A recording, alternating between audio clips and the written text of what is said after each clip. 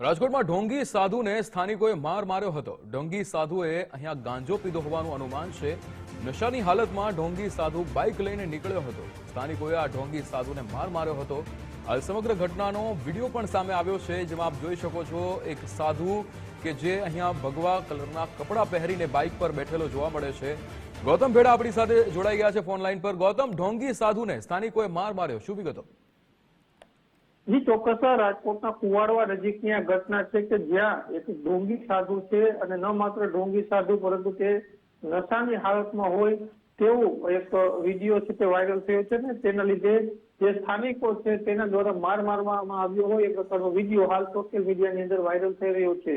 જે video viral થઈ રહ્યો છે તેમાં એવું પણ બોલવામાં આવી રહ્યું છે કે જે આ ઢોંગી સાધુ છે તેણે ગાંજો પીધો છે અને ફૂલ નશાની હાલતમાં હોય એ પ્રકારના આક્ષેપ પણ કરવામાં આવ્યા છે ને હાલ તો આ સમગ્ર ઘટનાનો વિડીયો વાયરલ થયો છે। જી બિલકુલ ગૌતમ, સમગ્ર માહિતી સાથે જોડાવા બદલ આપનો આભાર।